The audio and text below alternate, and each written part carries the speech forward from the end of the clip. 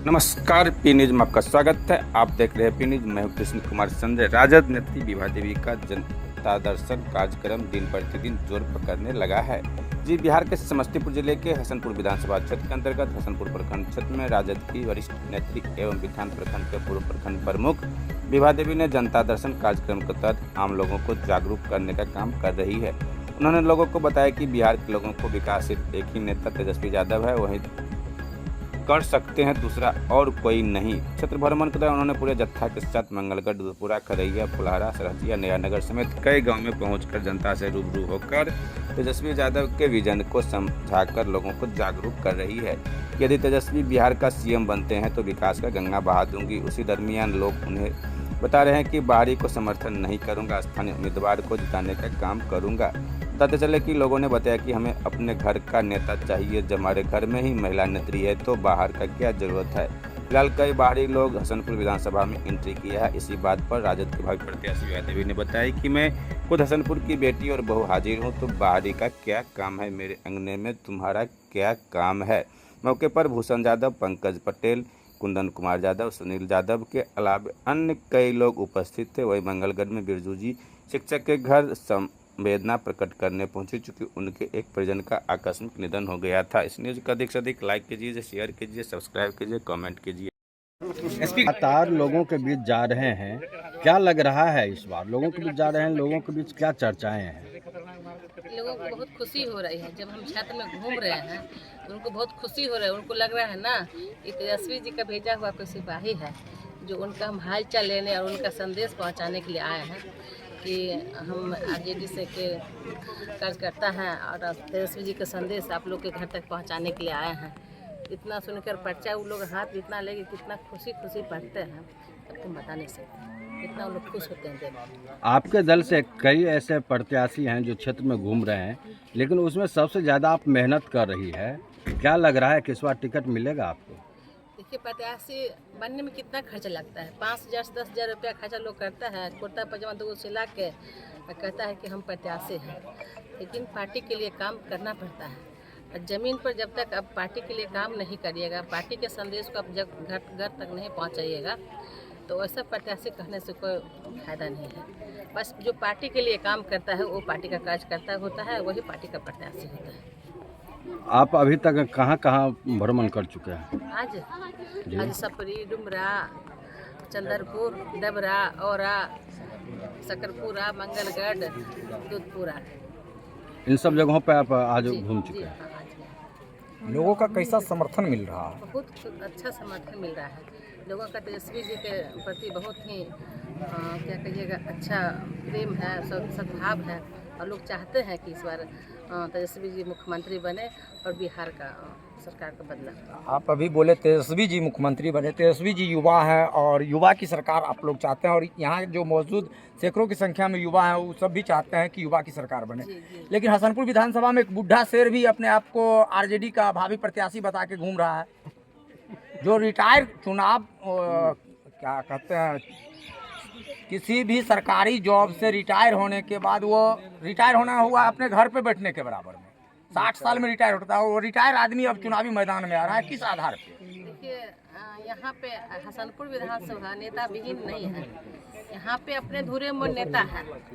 जो 25 साल से युवा से लेके जो भी है सब कह रहे हैं कि प्रत्याशी है। यहाँ हसनपुर में धुरे में नेता है। जब हसनपुर में धुरे में नेता है तो बाहरी आदमी के यहाँ लोग कोई एंट्री नहीं ले रहा है। और एक कहावत है ना, मेरे अंगने में तुम्हारा क्या काम है। जब हम अपने हसनपुर में इतना नेता है, एक से एक नेता है, तो फिर बाहरी आदमी का यहाँ पे नो एंट्री का बोर्ड लगा हुआ है। लेकिन प्रजातंत्र है, घूमने और बोलने में कोई प्रतिबंध नहीं है, कोई भी घूम सकता है, बोल सकता है। इससे पहले जब हम एक भावी प्रत्याशी हैं सर्वनारायण यादव जी, मैं नाम खोल दिया हूँ, वो IAS रिटायर हैं।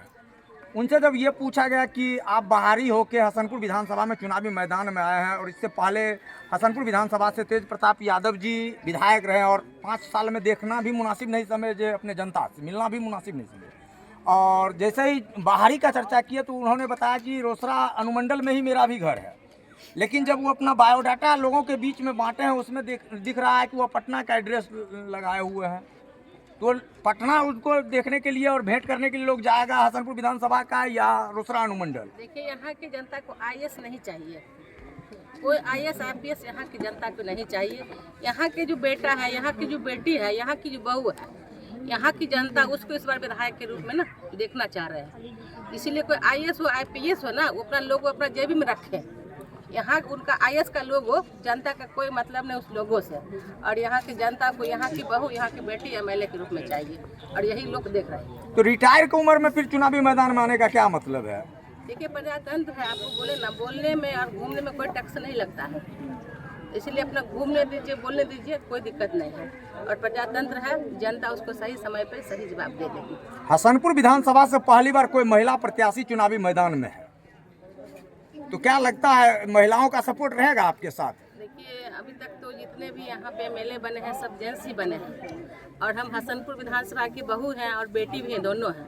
यहाँ की जनता, यहाँ की जो माता बहनें हैं, चाचा चाची हैं, दादा दादी हैं, सब चाह रहे हैं ना यहाँ की बहू और यहाँ की बेटी विभा देवी दोनों हैं, और यहाँ की बहू और बेटी को लोग एमएलए के रूप में देखना चाह रहे हैं।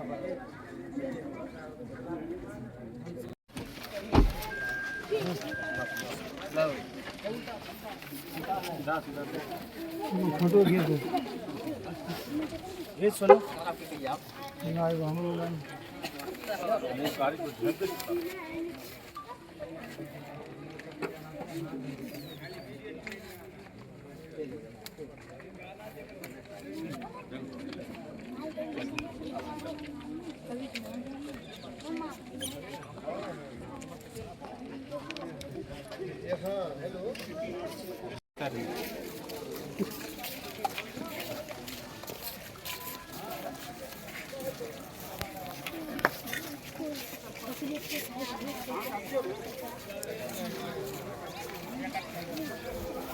यादव जिंदाबाद जिंदाबाद जिंदाबाद, विभा देवी जिंदाबाद जिंदाबाद जिंदाबाद, यादव जिंदाबाद जिंदाबाद जिंदाबाद, विभा देवी जिंदाबाद जिंदाबाद जिंदाबाद, यादव जिंदाबाद जिंदाबाद जिंदाबाद, लालटेम साहब जिंदाबाद जिंदाबाद जिंदाबाद, लालू यादव जिंदाबाद जिंदाबाद जिंदाबाद।